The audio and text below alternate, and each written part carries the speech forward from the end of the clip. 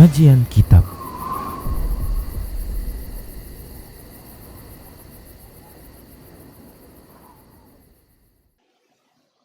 Bismillah. Assalamualaikum warahmatullahi wabarakatuh. Innal hamdalillah nahmaduhu wa nasta'inuhu wa nastaghfiruh wa na'udzu billahi min shururi anfusina wa min sayyiati a'malina. Man yahdihillahu fala mudilla lahu wa may yudlilhu fala hadiya lahu. Wa asyhadu an la ilaha illallah wahdahu la syarika lahu. Wa asyhadu anna Muhammadan abduhu wa rasuluhu sallallahu alaihi wasallam.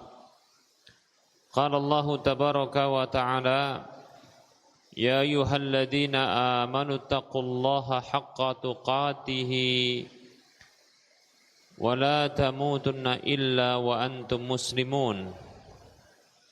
Ya ayyuhan nasu taqu rabbakumul ladzi khalaqakum min nafsin wahidah wa khalaqa minha zawjaha wa bassa minhuma rijalan katsiran wa nisaa'a. Wattaqullaha alladzi tasaaluna bihi wal arham innallaha kana 'alaikum raqiba. Ya ayyuhalladzina amanu taqullaha wa qulu qawlan sadida yuslih lakum a'malakum wa yaghfir lakum dhunubakum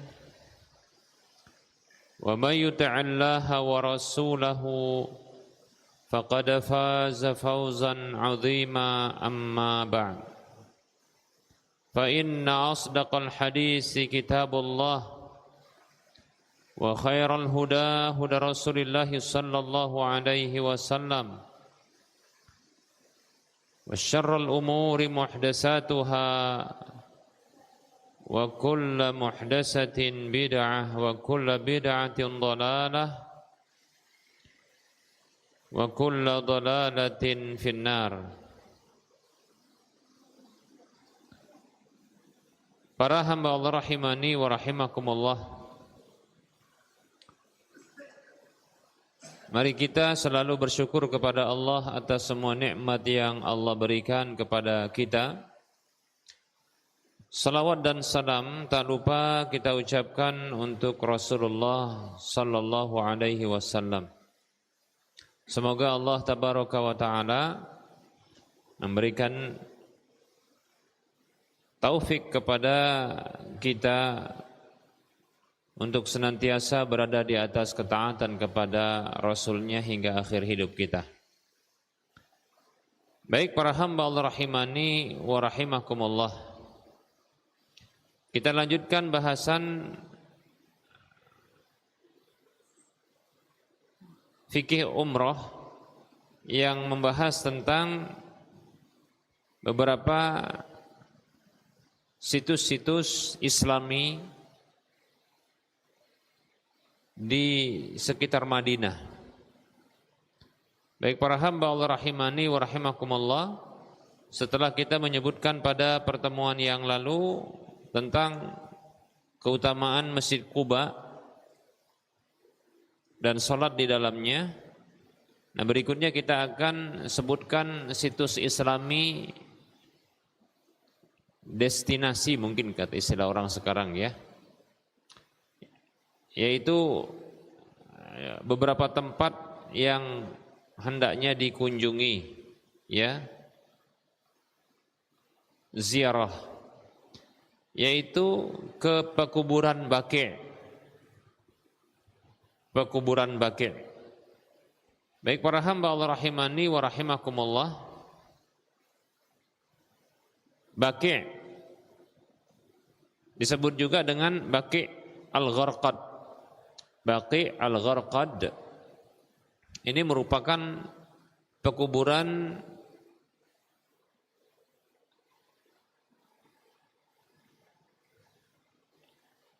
kaum muslimin yang ada di Madinah. Kuburan kaum muslimin yang ada di Madinah. Bahkan para hamba Allah rahimani wa rahmakumullah, kuburan ini kuburan yang bisa dikatakan kuburan utama bagi penduduk Madinah Al-Munawwarah di masa Rasulullah sallallahu alaihi wasallam. Posisinya ini dekat dengan Masjid Nabi. Dia arah sebelah kanan, ya, arah sebelah kanan, ya. Dari arah kiblat kalau kita menghadap ke arah kiblat. Jadi kalau kita ingin berkunjung ke Baqi', kuburan Baqi', itu maka dia di sebelah kiri, bukan sebelah kanan, ya. Sebelah kiri dari kiblat kalau kita menghadap ke arah kiblat. Ya, di masjid kalau kita berposisi dalam masjid kemudian kita menghadap kiblat, maka kuburan Baqi' itu ada di sisi atau di arah kiri kalau kita menghadap kiblat. Baik para hamba Allah rahimani wa rahimakumullah. Nah, kuburan ini kuburan yang ada, ingat dia sebelah, ya, dia sebelah kiri dari Masjid Nabawi. Baik para hamba Allah rahimani wa rahimakumullah, ini kuburan yang kita katakan tadi kuburan utama yang ada di Madinah bagi penduduk Madinah Al-Munawwarah. Kuburan ini ada semenjak dari zaman Nabi sallallahu alaihi wasallam dahulu. Ya. Bahkan dikuburkan di Baqi' ini, ya, beberapa orang sahabat yang mulia. Ya, beberapa orang sahabat yang mulia. Baik para hamba Allah rahimani wa rahimakumullah. Diriwayatkan bahwasanya ada 10.000 sahabat yang dikuburkan di Baqi' ini. Ada 10.000, ya, yang dikuburkan di Baqi' ini. Di antaranya adalah Utsman ibnu Affan radhiyallahu anhu, khalifah yang ketiga yang wafat di Madinah, maka beliau dikuburkan di Baqi'.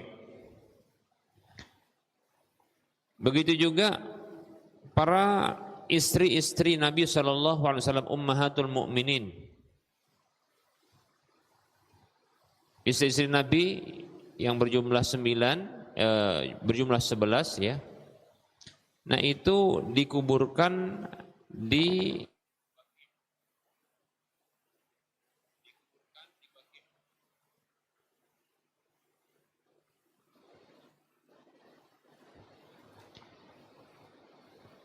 kecuali, ya, istri Nabi, 2 orang istri Nabi, yaitu Khadijah dan Maimunah.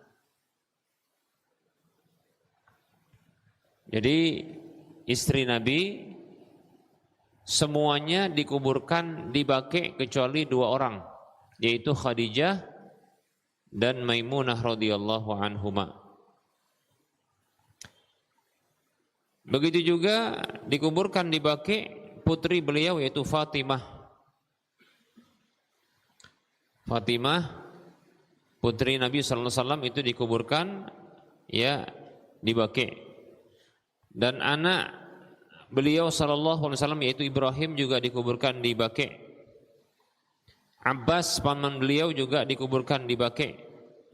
Bibi beliau sallallahu alaihi wasallam, ya, Sofiyah juga dikuburkan di Baqi'.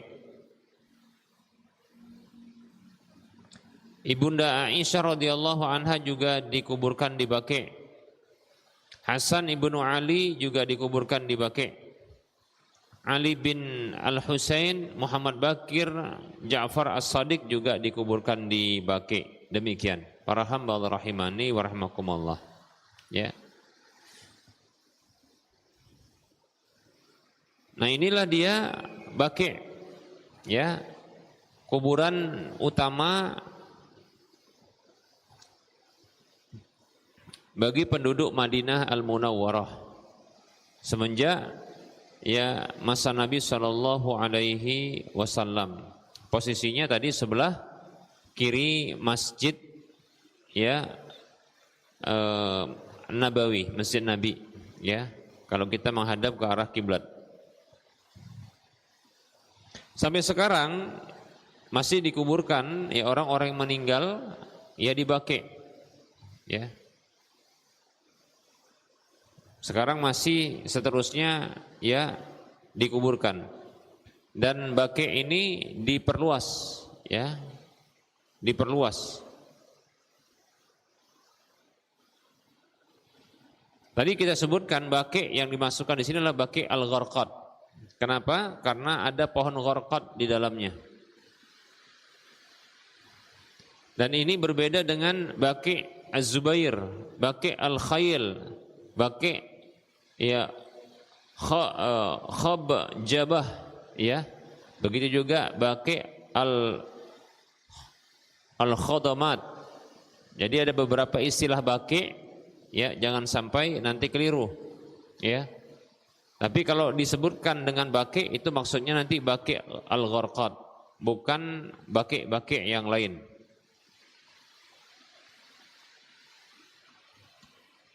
Baik para hamba Allah rahimani wa rahimakumullah.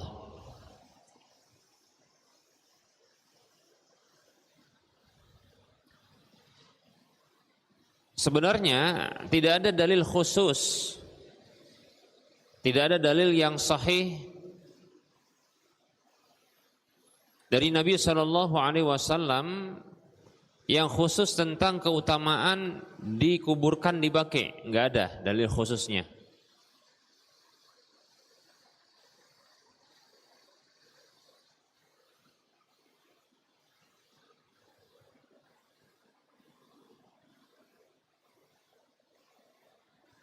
Tidak ada dalil yang sahih yang menyebutkan tentang keutamaan khusus ya dikuburkan di Baqi. Baik para hamba Allah rahimani wa rahimakumullah,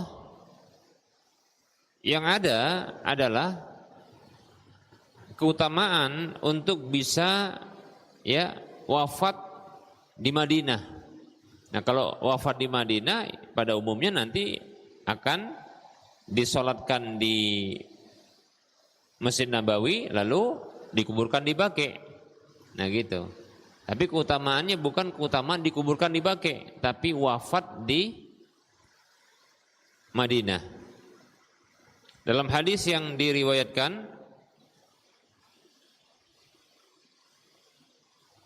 oleh Imam Tirmidzi dan Ibnu Majah serta yang lainnya dari Nafi' rahimahullah dari Abdullah bin Umar radhiyallahu anhuma, beliau mengatakan qala Rasulullah sallallahu alaihi wasallam, Rasulullah sallallahu alaihi wasallam beliau bersabda, man istata'a an yamuta bil madinati falyamut biha fa inni asfa'u liman yamutu biha. Kata Nabi Shallallahu Alaihi Wasallam, siapa saja yang mampu untuk dia meninggal dunia di Madinah, maka hendaklah dia meninggal dunia di sana, karena sesungguhnya aku akan memberikan syafaat bagi orang yang meninggal dunia di Madinah. Dalam riwayat Ibnu Majah disebutkan dengan lafaz seperti ini. Man istata'a minkum an yamuta bil madinati falyaf'al fa inni ashhadu liman mata biha. Hadis ini hadis yang disahihkan oleh Syekh Al-Albani rahimahullahu taala.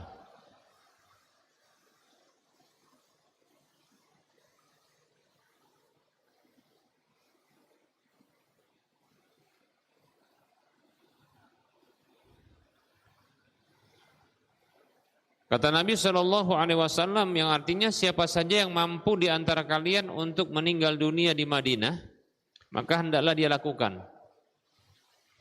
Karena sesungguhnya aku bersaksi menjadi saksi bagi orang yang meninggal dunia di sana. Hadisnya diriwayatkan oleh Ibnu Majah, disahihkan oleh Syekh Al-Albani rahimahullahu taala. Ya, ini keutamaan wafat di Madinah. Tapi ya bukan lantas menjadi bolehnya membunuh diri di Madinah gitu maksudnya. Ya mungkin kalau dia sakit di Madinah, merasa senang sakit di Madinah, kayaknya mau mati di Madinah kan gitu ya. Rupanya sembuh. Begitu sembuh mau berangkat pulang, akhirnya gantung diri. Kenapa? Nah, pulang nanti mati di Indonesia. Gantung diri di hotel Madinah ya, nggak gitu ceritanya ya. Nah, bukan lantas ini kebolehan untuk membunuh diri agar mati di Madinah, tidak demikian. Maksudnya ya kalau dalam kondisi sakit ya atau memang pingin tinggal di Madinah maka ya ada orang memang begitu ya. Ya ada orang yang dia ke Madinah meminta pengen mati di Madinah, kemudian dikuburkan nanti di Madinah seperti tadi di Baqi begitu ya. Nah, maka dia lakukan berangkat ke sana sampai sakit dan meninggal dunia di sana ya. Nah, ini yang dimaksudkan oleh Nabi Shallallahu alaihi wasallam ya. Contohnya jemaah haji atau jemaah umroh yang sakit, dia lebih memilih untuk tetap di Madinah sampai dia meninggal dunia. Yang seperti ini masuk ke dalam hadis yang kita sebutkan ini, ya. Baik para hamba Allah rahimani wa rahimakumullah.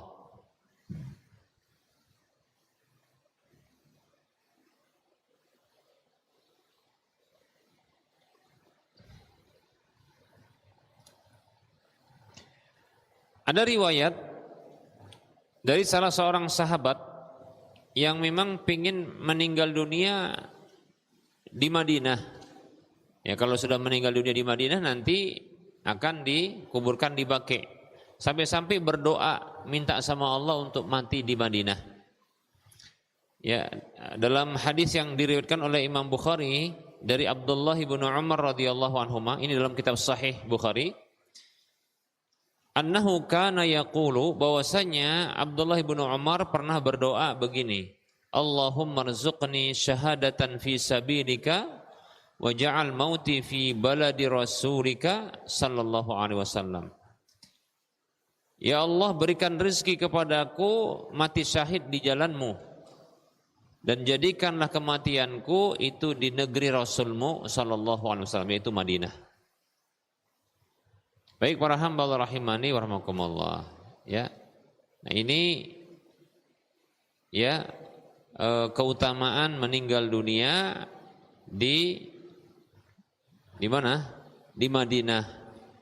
Ya tentunya nanti akan konsekuensinya dikuburkan di Baqi. Nah begitu. Baik para hamba Allah rahimani wa rahimakumullah.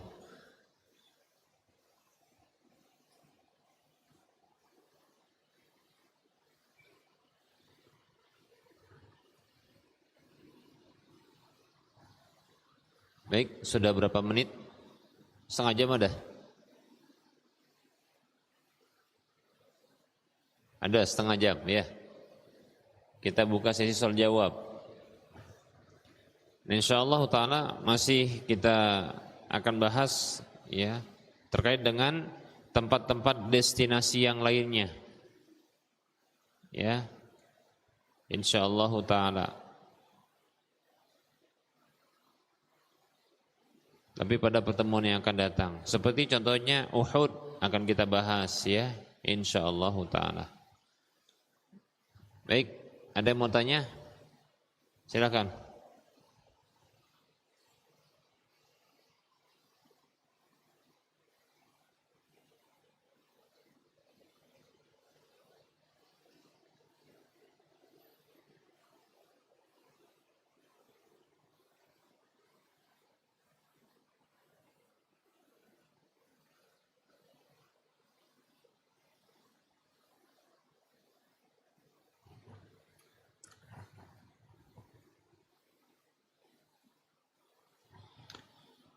Baik, ini ada pertanyaan.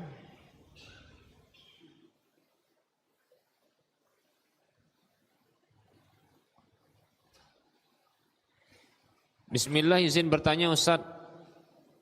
Abang saya memiliki penyesalan yang terlalu besar terhadap ayah saya.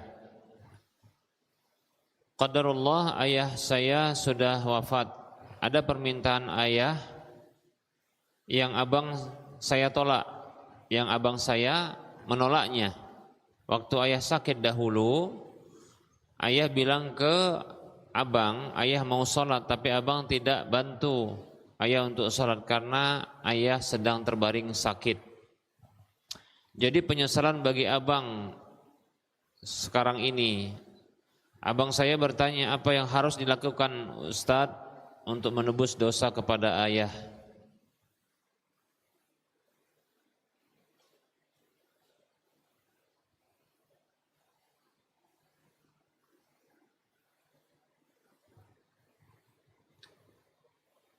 Bismillah, semoga Allah jadikan kita anak-anak yang soleh bagi orang tua kita dan menjadikan kita sebagai hamba-hamba Allah yang taat kepadanya. Baik para hamba Allah rahimani wa rahimakumullah. Sebelum kita menjawab pertanyaan ini, orang yang sakit itu masih wajib sholat, ya. Orang yang sakit itu masih wajib sholat dan sholatnya sesuai dengan kemampuannya, kecuali sakit tersebut adalah sakit yang menghilangkan kesadaran atau menghilangkan akal, maka ketika itu tidak ada kewajiban. Tapi kalau sakitnya akalnya sehat, ya, walaupun badannya sakit, maka tetap wajib sholat. Fattaqullaha mastata'tum. Bertakwalah kepada Allah semampu kalian.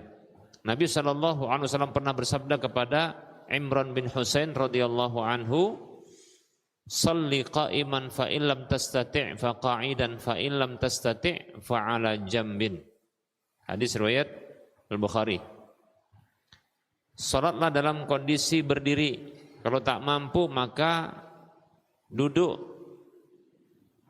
Maka kalau tak mampu, ya, maka berbaring. Demikian. Tapi bila ternyata ketika hendak sholat itu tidak ada seorang pun yang membantu, maka sebenarnya tetap wajib sholat. Contoh, tidak ada orang di sekitarnya yang bantu, atau ada orang tapi nggak mau bantu, maka tetap sholat. Bagaimana sholatnya? Semampunya. Nggak berwudu Ustaz. Kalau mampu menggunakan air maka berwudu. Tapi kalau nggak mampu karena nggak bisa bergerak, contohnya, ya, nggak bisa turun dari tempat tidur, ya, nggak ada pula yang membimbing, mengarahkan, membantu. Ada orang tapi juga tak membantu, maka bisa tayamum. Walaupun bisa menggunakan air dan ada air, tapi masalahnya nggak bisa sampai kepada air. Kenapa? Sakit, paham ya? Maka tayamum saja, lalu sholat. Bagaimana dengan najis dan kotoran yang ada? Maka itu dimaafkan karena tak ada yang bantu. Tetap sholat. Tapi kalaupun tidak sampai ya pemahaman seperti ini kepada orang yang sakit itu, maka mudah-mudahan Allah ampunkan dia. Karena keinginannya yang mau sholat ternyata tertahan, ya, dengan kondisi tersebut. Lalu dia memahami bahwasanya kalau tidak berwudu maka jadi nggak sah sholatnya. Jadi itu menundanya untuk sholat. Mudah-mudahan niat baiknya untuk melakukan sholat tapi terhalang, ini dihitung oleh Allah dan sudah menggugurkan kewajibannya. Demikian. Adapun orang di sekitar yang tidak membantu orang yang sakit tersebut, maka dia berdosa dan harus bertobat kepada Allah Subhanahu wa taala. Ya. Nah, lalu bagaimana kondisi seperti ini? Ya, maka bertobat. Abang tersebut harus bertobat. Karena sesungguhnya wajib bagi dia membantu ayahnya untuk apa? salat ketika itu. Bertobat dia kepada Allah. Demikian. Adapun sang ayah, mudah-mudahan Allah Subhanahu wa taala ya ampunkan dia karena niatnya. Yang saya pahami adalah ayah tersebut dia mau sholat dan sah sholat kalau dia berwudu atau dibantu untuk berwudu, tapi tidak ada yang bantu. Karena tak berwudu, maka dalam keilmuannya tidak sah sholatnya, paham ya? Nggak ada yang bantu, sehingga dia tidak sholat. Tapi niatnya ada. Padahal sesungguhnya tetap saja wajib sholat. Paham ya? Sebenarnya begitu. Tapi begitulah karena keilmuan. Ketidaktahuan, kesalahan atas dasar ketidaktahuan maka dimaafkan oleh Allah. Dalam hadis riwayat Ibnu Majah, Nabi mengatakan sallallahu alaihi wasallam, "Innallaha tajawaza li an ummatil khata'a wa nisyana wa mastukrihu alaihi." Sesungguhnya Allah memaafkan untukku dari umatku kesalahan yang tidak disengaja, kelupaan dan apa saja yang dipaksakan kepada mereka. Demikian ya. Nah, tinggal si abang ini. Kalau ayah insya Allah mudah-mudahan niat baiknya itu sudah menggugurkan kewajibannya, mudah-mudahan dicatat di sisi Allah. Adapun sang abang itu anaknya, ya anak dari yang meninggal dunia ini, ayah ini, dia bertobat kepada Allah, ya karena itu kesalahan, ya wajib bagi sebenarnya untuk membantu orang tuanya beribadah, sholat, demikian. Ini yang pertama, bertobat kepada Allah. Kemudian yang kedua adalah banyak-banyak kirim pahala kepada orang tua. Bagaimana? Maka bisa lakukan dengan cara yang umum dan bisa dengan cara yang khusus. Cara yang umum bagaimana? Cara yang umum adalah melakukan segala bentuk amal-amal soleh. Karena amal soleh seorang anak pahalanya itu akan sampai kepada orang tuanya tanpa mengurangi pahala sang anak. Asalkan keduanya muslim, maka sampai itu. Ya, Nabi SAW bersabda, "Idza matal insanu inqata amaluhu illa min salasin." Apabila seseorang manusia itu mati, meninggal dunia, maka terputuslah amalnya kecuali dari 3. Min sadaqatin jariyatin, dari sedekah jariyah.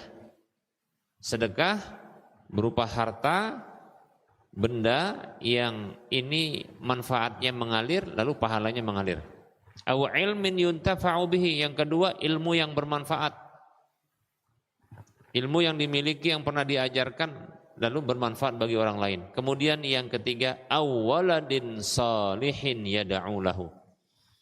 Yang ketiga anak, lihat anak kata Rasulullah, anak yang dia melakukan amal soleh yang mendoakan kebaikan. Jadi lakukan amal-amal soleh, ini akan mengalirkan pahala kepada orang tua tanpa mengurangi pahala yang mengamalkannya, anak tersebut. Dan doakan kebaikan untuk orang tua. Demikian, ya. Bukan hanya doa saja, tapi amal soleh ini akan sampai kepada orang tua. Demikian, ya, seperti itu. Kemudian ini amal secara umum, itu amal soleh, sesuatu yang bisa dilakukan ya untuk kirim pahala kepada orang tua. Amal soleh apa saja? Kalau yang khusus tadi doa, silakan berdoa. Ya, doa apa yang terbaik? Doa ampunan untuk orang tua. Jadi mohon ampun kepada Allah untuk orang tua. Allahumma ghfirli wali walidayya. Ya Allah, ampuni aku dan ampuni kedua orang tuaku. Walil mu'minin wal mu'minat, orang-orang beriman laki dan perempuan. Nah, seperti itu. Ya, doa seperti itu. Dalam hadis yang diriwayatkan oleh Imam Bukhari dalam Adabul Mufrad, disahihkan oleh Syekh Al-Albani rahimahullahu taala, Nabi mengatakan sallallahu alaihi wasallam, turfa'u lil maiti ba'da mautihi darajatuhu. Diangkat derajat orang yang sudah meninggal dunia setelah kematiannya. Maka dia bertanya, "Ay Rabbi ma hadhihi?" Wahai Rabbku, karena dia meninggal dunia ketemu sama Allah, dia tanya, "Wahai Rabbku, mahadihi, ini balasan atas amal apa?" Kenapa dia bertanya? Padahal setiap orang yang meninggal dunia, dia akan lihat amalannya yang dilakukannya. Allah berfirman, a'udzubillahi minasyaitonirrajim. Faman ya'mal misqala dzarratin khairan yarah wa may ya'mal misqala dzarratin syarran yarah. Siapa saja yang melakukan sebesar biji zarah dari kebaikan, dia akan melihatnya. Siapa saja yang melakukan sebesar biji zarah dari keburukan, dia melihatnya. Jadi dia lihat amalannya. Tapi kok dia bertanya, ini amalan apa? Tahu nggak kenapa dia tanya? Karena dia itu balasan atas amal yang dia tidak lakukan. Paham ya? Makanya dia tanya. Karena amalan-amalan yang sudah dilakukan ditampakkan kepada dia. Itu amalan dia. Dan dia mengakuinya. Ternyata dia mendapatkan ketinggian derajat itu atas dasar bukan amalan dia. Makanya dia tanya. Ay Rabbi mahadihi wahai Rabbku, ini balasan amal, ini balasan ya atas amal apa? Ditanyakan, karena dia nggak merasa beramal, kok dia dapatkan? Maka dikatakan kepada dia, qila lahu, dikatakan kepadanya, waladuka istaghfarolaka. Nah, ini baru ketahuan. Anakmu mohon ampun untukmu. Paham ya? Kalau dia yang beramal nggak perlu tanya kenapa, ya itu amalan dia dan dia tahu. Oh ya ini amalan saya. Tapi ketika dia ya mendapatkan balasan amalan yang dia nggak merasa buat, dia bertanya ini balasan amal apa? Ternyata itu amalan anaknya berupa apa? Waladuka istaghfarolaka. Anakmu mohon ampun untukmu. Nah, maka banyak-banyak mohon ampun untuk orang tua. Nah di sini pentingnya kita punya anak satu. Maka berikutnya pentingnya kita punya istri, makanya nikah. Nah, gitu dia, kan gitu ya. Gimana kalau bisa punya anak kalau nggak nikah? Maka menikah, ya, menikah lagi. Nah gitu. Supaya banyak anak. Ya. Kemudian yang kedua adalah, nah ini manfaat besar anak yang tahu agama. Yang dia akan beramal soleh. Karena anak yang tahu agama, belajar agama, pasti dia akan beramal soleh insyaallah ta'ala.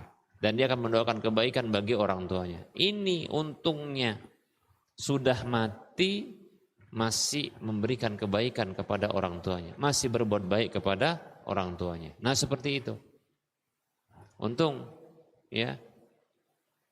Maka jangan kita takut untuk mengeluarkan biaya untuk pendidikan anak kita. Jangan takut. Pendidikan, ya, agama bagi anak kita. Berapa yang kita keluarkan itu sudah terhitung sebagai apa? Sebagai apa?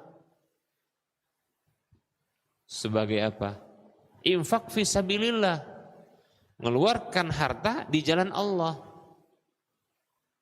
Kadang ada orang tua yang pelit, mengeluarkan harta, pengennya korting-korting, ya kan? Tapi kalau untuk kebutuhan apa? Rumah tangga, mobil, rumah lagi, ya gitu kan? Apalagi tuh perkakas dalamnya. Oh, pengen banget dia. Tapi kalau dikeluarkan biaya untuk anaknya, pelit, medit, celekit, amit-amit, nah, gitulah dia. Padahal, masya Allah, itu infak di jalan Allah. Udah gitu hasilnya anak jadi soleh, paham nggak? Nah itu mengalirkan pahala lagi sama dia. Infak itu dapat pahala dia, kemudian bahkan pahalanya gede karena nafkah wajib. Bukan infak sunat ini, wajib karena pendidikan anak wajib sama dia. Dia nggak bisa dididikkan sama orang, dikeluarkan biaya, paham kan? Wajib itu, nafkah bagi anak tersebut. Besar pahalanya, besar. Sudah gitu hasilnya anak jadi soleh. Kalau laki-laki, kalau perempuan solehah, ya untung lagi mengalir. Makanya jangan males itu. Ustadz ngomong gini karena praktisi pendidikannya. Iyalah, samanya kita. Saya juga punya anak. Bayar juga nya kita. Ketika ya, masukkan anak ke pesantren, sekolah agama, ya bayar juga, bukan gratisan. Bayar. Walaupun terkadang dikasih potongan itu. Tapi bayar juga, bukan gratisan full gitu loh, paham ya? Baik ya. Jadi maksud saya adalah jangan merasa berat mengeluarkan biaya untuk pendidikan anak. Wajib biaya yang kita keluarkan itu pahalanya lebih besar ketimbang infak-infak yang lain. Kalau kita infak ke masjid saja, lebih besar infak untuk fisabilillah dalam pendidikan anak karena wajib.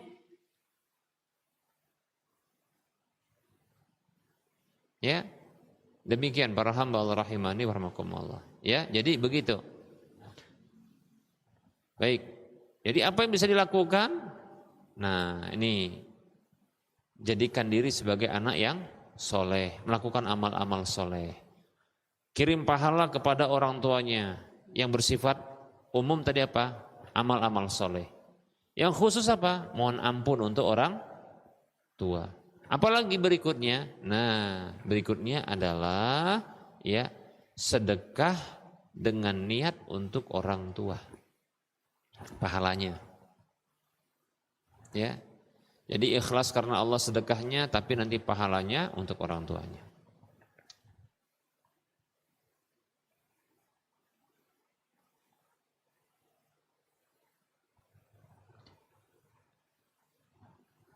Salah seorang ulama namanya Sa'ad bin Ubadah radhiyallahu anhu dalam hadis yang diriwayatkan oleh Imam Bukhari, dia pernah datang kepada Nabi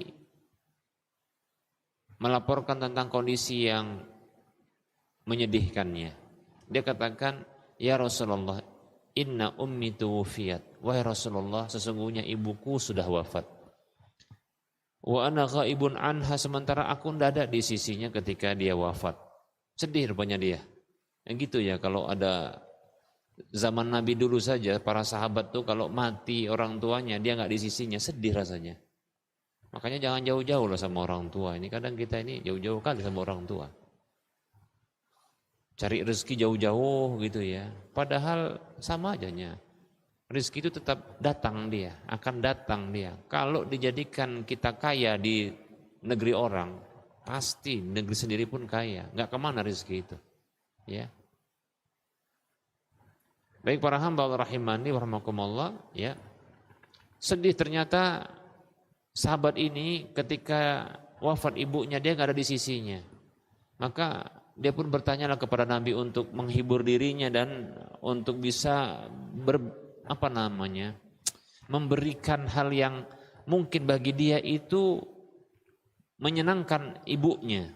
Maka dia katakan begini, ya, ayam fa'uha, ya, syai'un in tasaddaqtu bihi anha, apakah bermanfaat baginya sesuatu yang aku sedekahkan untuknya.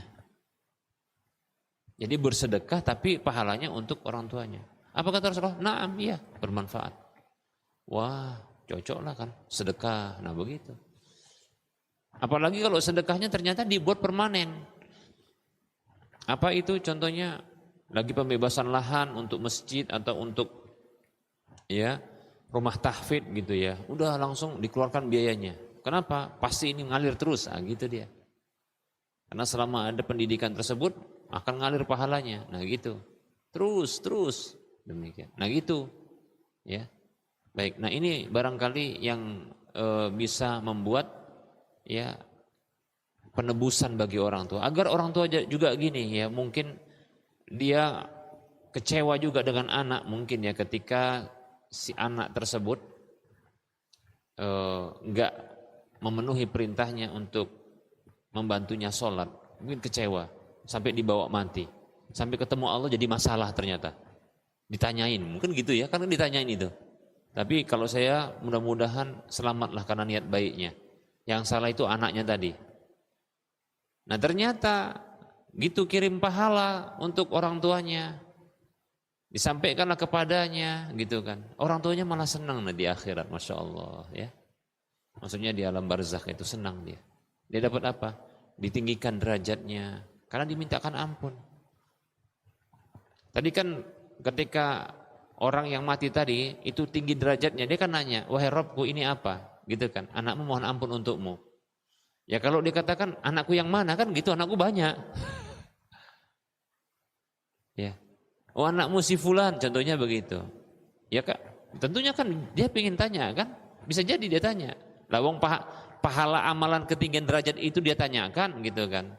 Cuma berakhir hadis itu sampai anakmu mohon ampun untukmu. Begitu. Bisa jadi kan nanti disampaikan anakmu si fulan mohon ampun untukmu kan begitu. Nah, seperti ini yang kita inginkan. Makanya bagi anak-anak yang duralek atau duralek. Durhaka lek, nah gitu ya. Saking durhakanya besar kali sama orang tuanya. Sampai mati orang tuanya ini dalam kondisi mungkin mengenaskan, sakit hati sama anaknya. Nah, kalau anak tersebut ternyata sudah tobat, cobalah kasih kabar orang tua dengan apa? Dengan apa? Tadi mohon ampun untuk orang tua kepada Allah. Ya Allah ampunilah orang tuaku. Nanti kan disampaikan.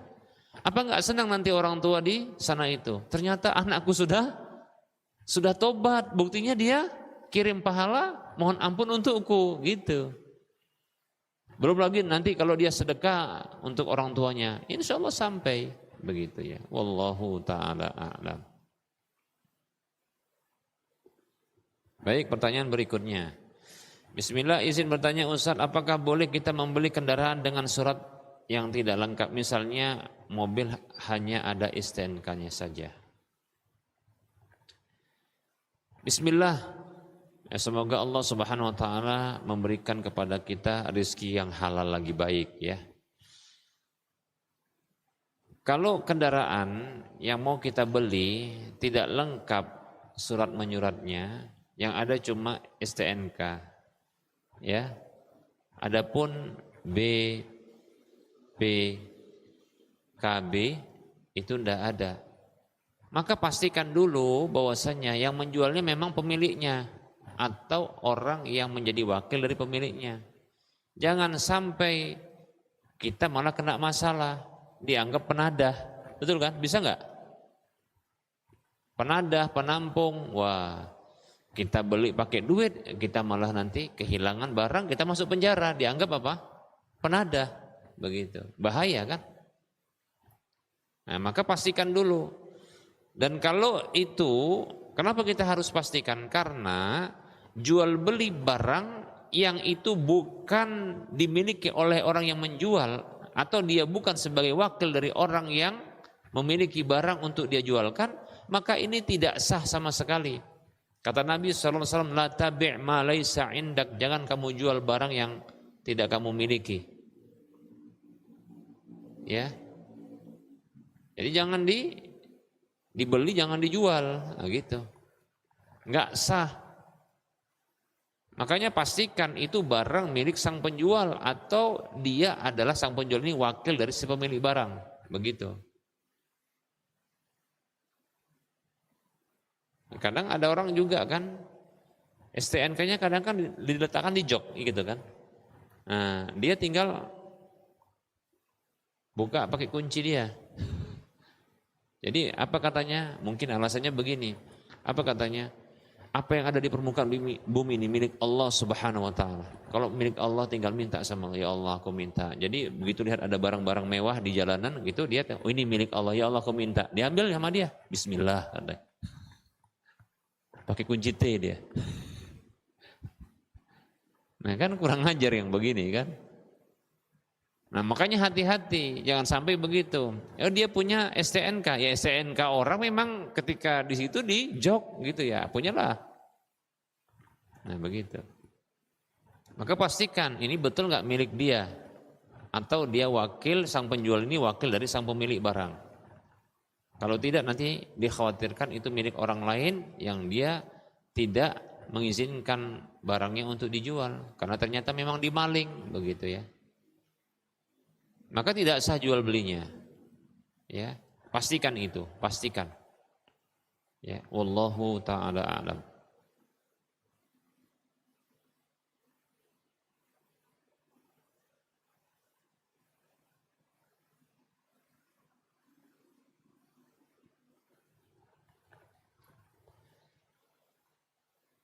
Assalamualaikum Ustaz, bolehkah sholat di masjid yang di hadapan kiblat masjid pas menghadap kuburan yang berjarak kurang lebih 5 meter, tapi kuburan tersebut di luar lahan masjid, namun hanya berbatas dinding masjid saja. Syukran, barakallahu fiik. Bismillah, waalaikumsalam warahmatullahi wabarakatuh. Jika lahan masjid dengan lahan kuburan itu tidak satu wakaf, bukan lahan yang sama, lahan yang berbeda. Jadi lahan masjid sendiri, lahan pekuburan sendiri, itu sendiri, ya. Kemudian bahkan ini dibatasi dengan dinding masjid, ya, dinding masjid.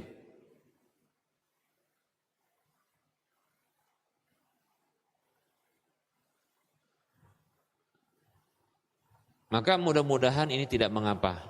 Tapi kalau sampai contohnya, ya, ini walaupun hal ini menyebabkan keraguan, dikhawatirkan, ya, ini satu. Karena contohnya akses untuk ke kuburan itu dari pintu masjid bisa. Yang dikhawatirkan seperti ini dianggap menyatu. Oleh karenanya sebaiknya, ya, pihak ketakmiran masjid atau badan kemakmuran masjid itu membangun pagar pemisah. Pagar pemisah. Atau setidaknya dibuat pemisah dengan jalan setapak. Tapi lebih bagus mungkin barangkali dia adalah jalan pagar pemisah. Demikian. Jadi dibuat pagar sendiri. Ya. Demikian. Ini untuk memisahkan. Ini lebih, insya Allah lebih hati-hati. Demikian. Ya. Tapi ada pendapat yang mengatakan bahwasanya kalau memang terpisah lahannya antara lahan masjid dengan lahan kuburan itu memang terpisah. Ada yang mengatakan itu tidak mengapa, sudah terpisah. Ya. Tapi kalau ini ya ternyata nggak bisa dibedakan antara masjid dengan kuburan. Orang pun menganggap mungkin sama. Ya, maka memang hati-hatinya tidak sholat di situ terlebih dahulu, atau segera pihak ketakmiran masjid atau BKI masjid itu membuat ya pagar pemisahnya, setidaknya paling enggak jalan pemisah. Wallahu taala a'lam. Afwan, barakallahu fiik wa fiik barakallah.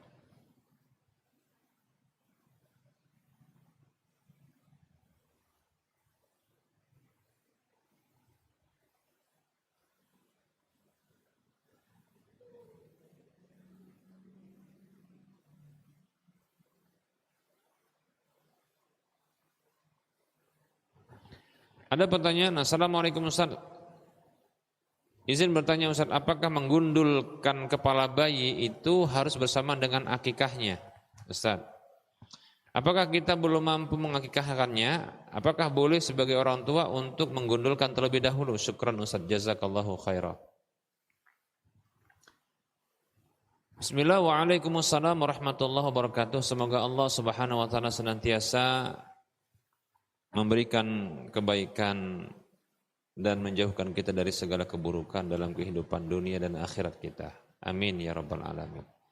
Perlu diketahui bahwasanya ya menggundul kepala bayi dengan akikah itu adalah dua syariat yang berbeda. Dua sunnah yang berbeda. Tidak mesti disatukan. Ya. Tapi jika mampu maka ketika melakukannya adalah masing-masing sama di hari yang sama, yaitu di hari yang ke-7. Akikah di hari yang ke-7, kemudian ya menggundul kepala bayi di hari yang ke-7, demikian. Seperti itu. Tapi sesungguhnya ini syariat yang berbeda. Bila akikah belum mampu, contohnya, maka ya sunnah untuk menggundul tetap berlaku, bahkan bersedekah dengan berat ya rambut si bayi tersebut. Bila lapang maka nanti gram-gramannya itu dengan emas, konversi infaknya. Kalau sempit maka bisa dengan perak. Yang dengan perak lah yang paling murah kali ya kan. Berapa sekarang? 12.000 per gram. Murah kali ya, Masya Allah. Per gram 12.000. Seberat-beratnya kalau cukuran apa?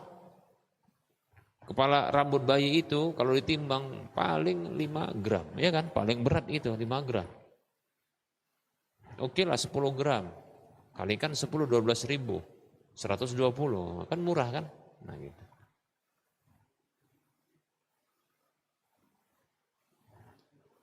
Sunnahnya disesuaikan dengan kelapangan dan ya kemampuan. Begitu dia. Jadi kalau lapang ya emas. Yang penting jangan Mas Joko yang diinfakkan, Pak ya nanti. Ya. Kalau sempit ya udah perak konversinya gitu ya. Demikian. Jadi silakan dilakukan ya hal tersebut tanpa harus ya ditiadakan semuanya. Ya yang bisa ketika itu yang mudah lakukan. Menggundul silahkan. Menggundul saja Ustaz, untuk infak belum bisa, enggak masalah. Ya. Ada sunnah yang lain, khitan, ada sunnah yang lain tahnik. Nah, tahnik itu. Ya. Itu memberikan apa? Lumatan kurma di mulut bayi. Demikian, ya. Baik, ini adalah sunnah-sunnah yang berbeda, namun bisa dikerjakan di satu waktu yang sama, yaitu di hari ke-7. Namun bila salah satu tak mampu, maka bisa dilakukan yang lainnya tanpa harus bersamaan. Ya, bukan berarti kalau satu tidak bisa, bukan lantas yang lain tak dilakukan begitu. Ya. Tapi janganlah pula ya kan gundul enggak terus infak, ya kan itu gimana caranya? Gimana caranya mau infak itu kan? Gundulnya enggak, itu beratnya mau gimana mau taunya kan gitu. Wallahu ta'ala alam. Afwan wa anta fajazakallahu khairah.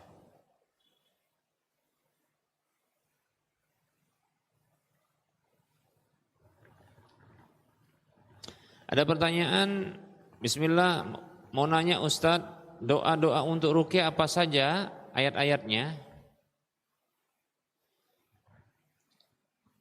Bismillah, semoga Allah Subhanahu wa taala menjaga kita dari segala keburukan, di antaranya adalah gangguan-gangguan syaitan, gangguan makhluk-makhluk yang Allah ciptakan. Amin ya rabbal alamin.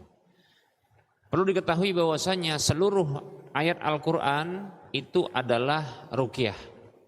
Allah berfirman di dalam surah Al-Isra ayat 82, A'udzu billahi minasyaitonir rajim wa nunazzilu minal Qur'ani ma huwa syifaa'un wa rahmatul lil mu'minin wa la yazidul zalimina illa khasara. Allah berfirman yang artinya, dan senantiasa kami turunkan dari Al-Qur'an apa saja yang dia sebagai kesembuhan. Jadi Al-Qur'an itu semuanya itu sebagai kesembuhan. Syifa kata Allah, kesembuhan. Baik itu untuk orang muslim maupun orang kafir. Karena enggak disebutkan ini khusus orang muslim, enggak. Orang mukmin enggak. Baru penggalan berikutnya warahmatul lil mu'minin, dan rahmat bagi orang beriman. Nah, ini baru dia orang beriman kalau rahmat. Tapi kalau kesembuhan enggak. Kesembuhan itu bisa untuk orang kafir. Buktinya Abu Sa'id Al-Khudri radhiyallahu anhu itu pernah membacakan surah Al-Fatihah kepada tokoh atau ketua dari satu kabilah yang dia kafir. Sembuh, dibacakan Al-Fatihah, sembuh. Demikian, ya. Jadi semua ayat Al-Qur'an ya itu adalah kesembuhan. Sekaligus rahmat bagi orang beriman. Wala yazidu dhalimina illa khasar, dan Al-Qur'an itu tidak menambahkan kepada makhluk yang zalim kecuali kerugian. Ini bisa dipahami ya, termasuk diantaranya adalah bagi setan-setan yang merasuk, setan jin yang merasuk ke dalam tubuh manusia yang dia zalim, maka ini bisa dijadikan dalil untuk apa? Untuk dibacakan terus. Jadi Al-Quran tetap dibacakan. Terus dibacakan sampai nanti setannya pergi. Karena tidaklah hal itu menambahkan kepada makhluk zalim kecuali kerugian. Jadi baca terus. Bukan diajak ngobrol. Setan begitu dia dibacakan ya pada tubuh orang yang kerasukan gitu, dibacakan beberapa ayat, diajak ngobrol, senang kali lah dia. Kenapa? Pose, begitu ya. Pose tahu? Pose. Istirahat dia. Caranya nggak begitu. Lanjut baca terus dia, nggak usah berhenti. Sampai nanti dia mengalami kerugian, pilihannya dua. Bertahan di tubuh tersebut, tapi mati, luka parah, pokoknya dia rugi, ya, atau dia keluar segera. Nah gitu. Maka keliru itu orang sampai ngajak ngobrol gitu, itu ngajak dia istirahat dulu ya gitu. Disuruh keluar nggak mau kan, itu udah tolong terus diajak ngobrol gitu, itu istirahat namanya, istirahat dulu ya gitu ya. Demikian. Jadi terus bacakan. Semua Al-Quran itu adalah ruqyah. Tapi adakah ya ayat dan surat khusus untuk ruqyah? Ada. Al-Fatihah itu bahkan disebut dengan surat ruqyah. Al-Fatihah. Dalilnya tadi hadis riwayat Bukhari ya tentang Abu Sa'id Al-Khudri radhiyallahu an yang membacakan surah Al-Fatihah. Ya. Begitu juga surah Al-Baqarah itu dibacakan untuk bisa ngusir setan jin. Kata Nabi SAW, la taj'alu buyutakum maqabira fa inna syaitana yanfiru minal baiti alladhi yuqra'u fihi suratul Baqarah. Ini hadis riwayat Muslim, Bukhari Muslim. Janganlah kalian jadikan rumah-rumah kalian seperti kuburan. Sesungguhnya setan lari dari rumah yang dibacakan surah Al-Baqarah. Lihat, bisa ngusir setan dia. Untuk ruqyah bisa, surah Al-Baqarah. Khususnya lagi adalah satu ayat yang paling panjang di dalam surah Al-Baqarah. Apa itu? Ayat kursi. Ya, ayat kursi dibacakan bukan ditempelin. Nanti ketempelan orangnya. Ya. Dan nggak perlu bacanya sambil duduk di atas kursi, nggak perlu. Cukup baca ayat kursi, itu bisa juga, ya. Dan seterusnya, surah jin juga boleh, dan yang lainnya boleh, ya. Tapi insya Allah kalau contohnya mau ngerukyah, contohnya, begitu ngerukyah badan, ngerukyah rumah, udah baca saja mulai dari Al-Quran itu mulai dari surah Al-Fatihah, surah Al-Baqarah, udah, insya Allah. Kalau pengalaman pribadi di ayat ke-100 pergi setannya, pengalaman pribadi, tapi nggak berhenti, jangan pose. Kalau pose dia tarik nafas lagi dia, cocok katanya kan gitu. Lanjut terus, jerit-jerit mau gimana dia kondisinya, sudah urusan dia itu. Rasain ngapain pula dia nempelin orang begitu kan gitu ya. Lanjutkan terus. Di ayat ke-100 udah berhenti dia, udah keluar dia, nggak sanggup dia. Nah, saya yakin kalau seseorang itu semakin kuat tauhidnya, semakin kuat ikhlasnya, semakin tinggi ta'alluqnya, ketergantungannya kepada Allah, itu mungkin baca bismillah saja, ta'awud sama bismillah aja udah mungkin keluar itu si setannya tadi. Ya. Ini karena kita banyak kali dosanya mungkin ya. Soalnya waktu itu juga ya, kasusnya waktu saya tadi ayat yang ke-100 baru keluar, masalahnya perempuan itu pula kan, terganggu kita jadinya. Terganggu. Yang minta perempuan, bukannya jelek, cantik pula yang minta. Aduh, terganggu kita jadinya. Nah. Udah gitu minta pula mau diruqyah di satu ruangan. Enggak bisa. Pisah ruangan, enggak sanggup saya nanti, gitu. Jangan-jangan ayat ke-1000 pun enggak akan keluar nanti dia. Karena terganggu kita. Nah, kalau sempat nanti dia pas kita ruqyah sengaja diangkat rohnya, mak bingung kita ya kan, mak. Jangankan hafalan kita hilang, buyar tadi semua tuh. Kan repot itu begitu kan. Baik, oleh karenanya ya Meruqyah itu nggak harus menyentuh, ya. Ruqyah itu nggak harus menyentuh. Kalau ini kerasukan, ya. Jadi ruqyah nggak harus menyentuh. Ada orang harus nyentuh. Wah enak kali kan, cocok kali pas perempuan pula, cantik, itu kan. Yang disentuh di tempat-tempat yang empuk pula, aduh gawat itu. Sama aja pakai sarung tangan. Ya kalau contohnya lah, pakai sarung tangan, tapi yang disentuh dada, gimana kok? Perempuan tapi, atau kemaluannya, pakai sarung tangan, bener nggak gitu? Kan nggak bener yang seperti itu. Jadi bukan begitu, nggak harus menyentuh dia. Saya buktikan, saya nggak sentuh, bahkan saya nggak tengok. Ayat ke-100, baru keluar jinnya. Nah gitu. Ya. Wallahu ta'ala a'lam.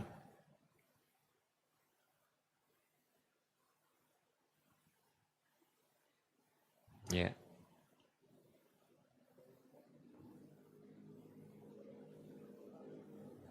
Di hari ke-7.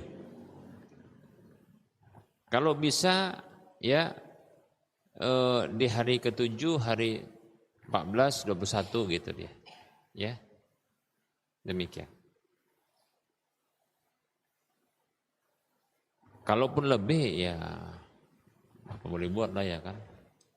Enggak, sebenarnya boleh karena kan sunat hukumnya.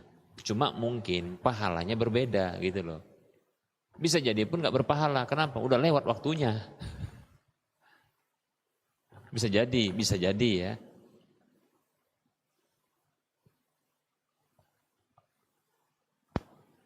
Wallahu ta'ala a'lam.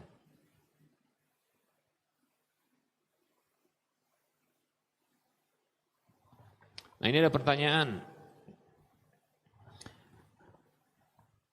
Bismillah, assalamualaikum ilaikum Ustaz. Afan yang bertanya, apakah makan daging panggang, ayam bakar, sate bakar ya, membatalkan wudhu? Jazakumullahu khairah.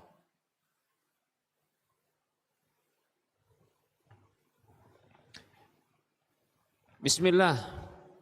Semoga Allah tabaraka wa ta'ala memberikan kebaikan kepada kita dalam kehidupan dunia dan akhirat kita.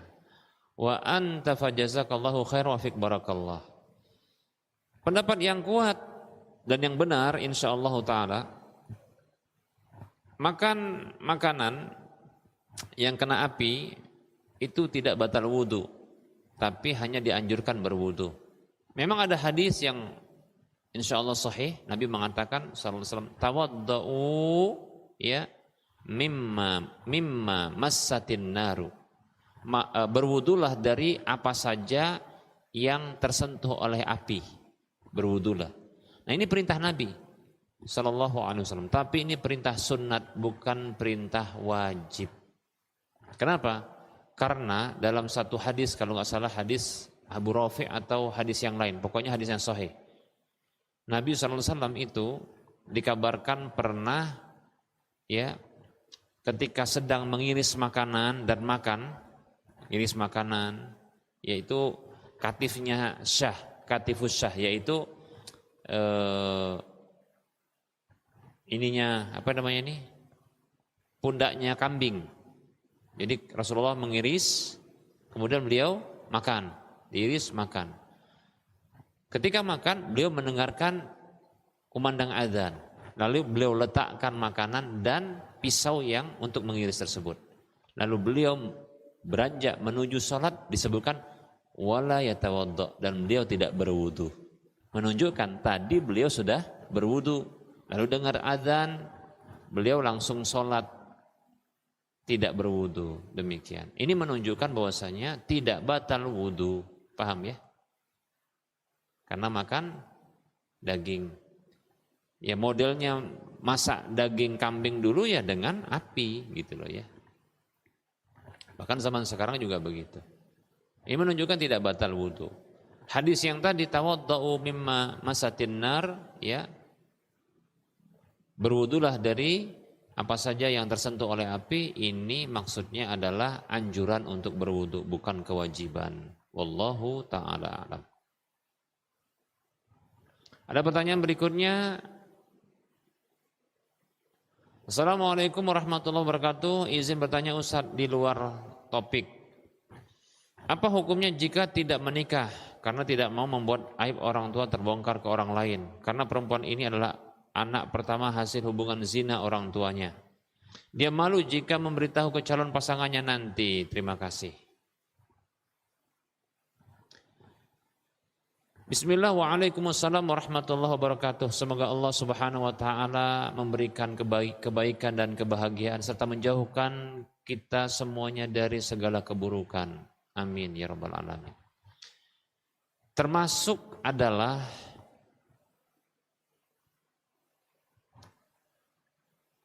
keburukan menjauhi sunnah Nabi SAW. Tidak menikah itu termasuk apa? Menjauhi sunnah Nabi SAW. Ya, Rasulullah SAW itu pernah menegur 3 orang sahabat Nabi yang salah satunya itu komitmen nggak mau nikah. Maka Nabi mengatakan, ya, faman raghiba an sunnati falaysa minni. Siapa saja yang benci dengan sunnahku maka dia bukan dari golonganku. Maka menikah. Adapun masalah orang tua yang berzina itu urusan orang tua. Semoga mereka diterima taubatnya oleh Allah Subhanahu wa taala, diampuni oleh Allah, amin, ya. Adapun anak gadis tadi, walaupun dia itu ya hasil zina, tapi nggak ada dosa bagi dia. Hanya saja ya dia tidak boleh dinikahkan oleh ayah biologisnya, bapaknya, orang tuanya itu. Lalu siapa yang menikahkannya? Karena dia nggak punya wali, karena terputus walinya dengan ayahnya, sehingga siapapun yang lahir dari ibunya tersebut nggak bisa jadi wali baginya. Jangankan abang biologisnya, ya, yang lahir setelah itu, walaupun itu anak dari ayah biologisnya, ayah biologis itu nggak bisa nikahkan. Terus bagaimana dengan seperti ini? Ada sabda Nabi yang bunyi begini. Ini hadis riwayat Ahmad. Ya, fasultanu waliyu man la waliyalahu. Penguasa, pemimpin itu wali bagi orang yang tidak punya wali. Dalam hal ini adalah petugas KUA. Karena penguasa mendelegasikan urusan nikah dengan pihak KUA. Udah nikah, yang nikahkan pihak KUA. Ustadz, nanti ketahuan, enggak perlu cerita, karena aib memang enggak boleh diceritakan. Kullu ummati mu'afa illa mujahirin. Setiap umatku itu dimaafkan kecuali orang yang mujahirin, yaitu orang yang menampakkan, menyatakan, membongkar aibnya, dosa-dosanya. Enggak boleh memang. Jadi enggak usah cerita. Itu aib Ustaz enggak diceritakan, enggak apa-apa, dan enggak boleh memang cerita. Apa masalahnya? Terus gimana nanti? Nah, caranya ada trik. Ketahuilah, setiap masalah Islam itu ada solusi. Ya, makanya belajar Islam. Gimana caranya? Caranya adalah pihak ayah biologisnya itu mintakan kepada KUA untuk mewakilinya menikahkannya. Gitu caranya. Nanti pihak KUA curiga. Ya kan, ya nggak usah buka lah gitu kan, bilang aja, Pak, tolong Pak ya, Bapak yang nikahkan anak saya ini, gitu. Loh, Bapak kan bisa, tolonglah Pak, saya dalam kondisi seperti ini tak mampu menikahkannya, betul nggak? Dalam bayangan dia, ya, udahlah Pak, tolonglah Pak, gitu. Saya tidak mampu untuk menikahkannya, bukan tak bisa, tak mampu. Kalau pun dipaksain nggak mampu juga, kenapa? Nggak sah, karena bukan dia walinya, kan gitu. Tolonglah Pak, gitu. Kalau seandainya butuh pun ditambah biaya, saya tambah biaya nggak apa-apa. Kan nggak mau cerita, Pak, aku ini bukan bapak dia, jangan gitu pula, paham nggak? Nggak usah begitu ngomongnya, tapi bilang ya, tolong Pak, saya mohon izin ya untuk bapak yang menikahkan. Begitu, mewakili saya, udah gitu aja. Nanti pun kalau bahasanya saya mewakili, udah itu ya pokoknya dia nikahkan gitu aja. Wali dari KUA tadi, wali hakim. Sudah selesai. Ya. Demikian. Gitu caranya. Ya. Nggak perlu cerita, apalagi ke calon pasangan, nggak ada hubungannya sama dia. Dan nggak akan pengaruh. Yang penting adalah yang menikahkannya wali hakim. Dah, itu saja. Ya. Nggak usah cerita. Nggak usah cerita sama siapa? Sama calon pasangannya. Nggak usah cerita sama siapa lagi? Sama besan. Atau nggak usah cerita. Jangan gitu. Sama wali hakim yang dia mungkin akan curiga. Kenapa ini kok harus saya nikahkan? Kan gitu kan. Karena potensi dia gitu. Kan nggak salah juga Pak. Bilang gitu. Ya. Saya kalau kayak gini nggak pandai cakap saya, nah, gitu. Udah gitu aja. Saya khawatir nanti terganggu keabsahannya Pak. Bapak sajalah. Yang penting kan saya ada di situ, nah, gitu. Kan saya sudah setujui, nah, gitu. Udah paksa. Ya kami siap untuk menambah biaya kalau seandainya Bapak butuh ditambah biaya, kan gitu. Udah gitu aja. Masa nengok duit nggak mau Bapak itu? Nengok duit masa nggak mau kan? Nengoknya aja gitu maksudnya. Nah begitu caranya ya. Wallahu ta'ala a'lam. Gak usah cerita aib. Gak usah bongkar aib. Wallahu a'lam. Baik, ini saja barangkali yang bisa kita sampaikan. Mohon maaf atas segala kekurangan ya karena sudah larut malam. Semoga Allah berikan kebahagiaan dan kebaikan serta perlindungan dari segala keburukan kepada kita ya. Dalam kehidupan dunia dan akhirat kita. Amin ya rabbal alamin. Mohon maaf atas segala kekurangan. Kita ketemu lagi di lain kesempatan. Wassalamualaikum warahmatullahi wabarakatuh wa ala alihi wa ashabihi ajma'in. Subhanakallahumma wa bihamdika asyhadu an la ilaha illa anta astaghfiruka wa atubu ilaika walhamdulillahi rabbil alamin. Assalamualaikum warahmatullahi wabarakatuh.